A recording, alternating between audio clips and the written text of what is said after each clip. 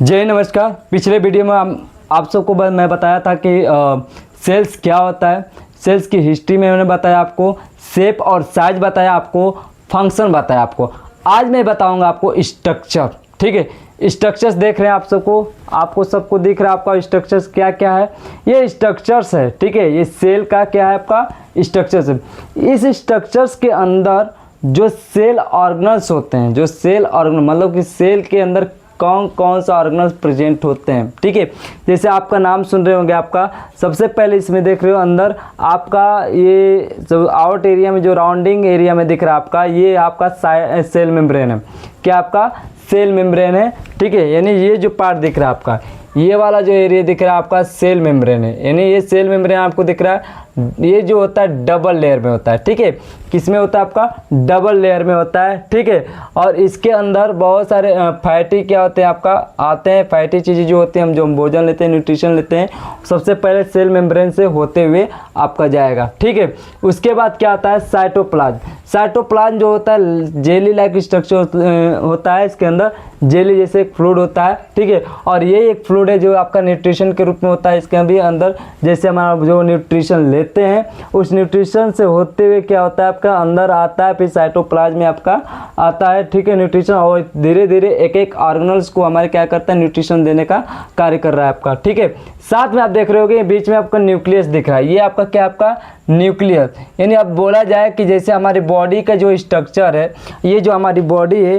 ठीक है, हमारी बॉडी को कौन कंट्रोल करता है, तो आपका ब्रेन करता है। तो सेल को कौन कंट्रोल करता है, तो आप बता सकते हो न्यूक्लियस करता है। सेल को कंट्रोल करने वाला कौन होता है आपका न्यूक्लियस होता है। ठीक है, उसके अंदर आप डीएनए देख रहे हो। ठीक है, डीएनए आप देख रहे हैं, आप उसके अंदर ये डीएनए है। ठीक है, डीएनए से हम क्या कर सकते हैं, इनहेरिटेड के बारे में पता कर सकते हैं। जो भी जैसे मान लीजिए कि किसी के पिता है, ठीक है, किसी का बेटा है, तो बेटे की अगर उस जो पिता है उसका बेटा कहीं गुम हो गया है या फिर कहीं लवारिस में मर चुका है, और ये पता किया जाए कि ये मेरा बेटा है, तो इसको डीएनए टेस्ट के थ्रू, तो यही हमारा डीएनए हमारा क्या करता है पहचान यानी इन्फॉर्मेशन देने का काम करता है। डीएनए क्या करता है आपका इन्फॉर्मेशन देने का काम करता है। नेक्स्ट बताऊँगा आपको पेरोक्सिसोम। पेरोक्सिसोम जो होता है, पेरोक्सिसोम जो होता है, देख रही है आपका ये स्ट्रक्चर से, ये एंजाइम, इसमें से क्या होता है बहुत सारे एंजाइम निकलते हैं जो अलग अलग अपना वर्क दिखाते हैं। एक एक वीडियो को हम सीरियसली एक एक नंबर करके हम पढ़ेंगे, बस वीडियो में जुड़े रहिए आप लोग। ठीक है, ये आपका बहुत इंटरेस्टिंग टॉपिक है, जो एक एक चीज़ों को हमें समझना है। सेल्स के ऑर्गेनल्स को आप बस जुड़े रहिएगा, मैं एक एक कंटेंट को आपको समझाऊंगा आपको। ठीक है, ठीक है, आपका पेरोक्सिसोम में एंजाइम रिलीज करता है। ठीक है, और उसके बाद जो आपको दिख रहा है ये आपको माइटोकॉन्ड्रिया। माइटोकॉन्ड्रिया जो होती है, आपको सबको पता है, माइटोकॉन्ड्रिया जो सेल्स को एनर्जी देने का काम करता है। क्या करता है आपको सेल की एनर्जी देने का काम करता है। साथ में आप देखिए वैक्यूल्स। वैक्यूल्स मतलब जो भी फैटी चीज़ें होती है, जो भी अदर सब्सटेंस होते हैं, फैट चीज़ हो गया, जो भी न्यूट्रिशन जो भी मॉलिक्यूल्स होते हैं या फिर सब्सटेंस होते हैं, ठीक है, उसको क्या करता है वैक्यूल्स क्या करता है स्टोर करने का काम करता है। वैक्यूल्स जो भी हम अंदर गया भोजन, जो भी न्यूट्रिशन गया, तो कहीं ना कहीं इसका स्टोरेज तो कहीं भी रखा है। स्टोर अपना अपना वर्क करता है, जैसे फैटी हो गया और अदर सब्सटेंस हो गया। ठीक है, उसके बाद आपका सेंट्रोल्स। सेंट्रोल में क्या होता है कि जैसे कि हमारा एक सेल का डिवाइड करना, यानी सेल का डिवाइड करना मतलब फिर से यहाँ से क्या होगा, अब सेल का डिवाइड होना स्टार्ट होगा। ये कौन काम करता है आपका सेंट्रोल। एक एक चीज़ को समझेंगे, बस ध्यान समझिए मैं क्या कह रहा हूँ आपके वीडियो में। ठीक है, वीडियो में जरूर जुड़िएगा आप लोग। एक एक में बहुत इंटरेस्टिंग ये टॉपिक है, और एक एक चीज़ों को समझेंगे। आपके एग्जाम में आने वाले भी एक क्वेश्चन इससे आपको आ सकता है। ठीक है, उसके बाद क्या आपका एंडोप्लाज्मिक रेटिकुलम। आप देख रहे हो ये आपका सेल से जो न्यूक्लियस से जो जुड़ा हुआ जो पार्ट दिख रहा है आपका एंडोप्लाज्मिक रेटिकुलम है। ये जो पार्ट दिख रहा है आपका, ये जो दिख रहा है आपका ये वाला हिस्सा, ये एंडोप्लाज्मिक रेटिकुलम है।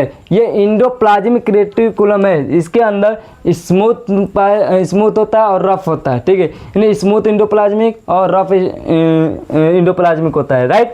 उसके बाद आपको देखेंगे लाइसोसोम। लाइसोसोम अब बोलेंगे जैसे हमारा भोजन है, जैसे एक मनुष्य क्या करता है भोजन लेता है, भोजन को कहीं ना कहीं डाइजेशन की जरूरत पड़ती है, तो यानी भोजन हम ले लिए तो हमारे स्टोमक के अंदर क्या हो रहा है आपका डाइजेस्ट हो रहा है, भोजन धीरे धीरे क्या रहा है वो पक रहा है। तो आपने ये सेल्स हमारे जितने भी न्यूट्रिशन मिनरल्स के जितने भी मॉलिक्यूल्स होते हैं उसको जब लेता है तो उसके साथ कौन रहता है आपका लाइसोसोम।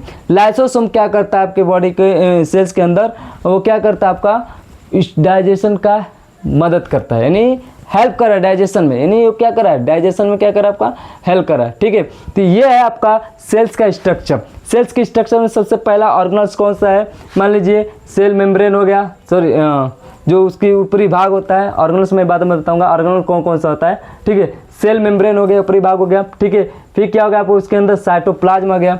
साइटोप्लाज्म के अंदर आपको बहुत सारे तैरते हुए देख रहे हैं ऑर्गेनल्स।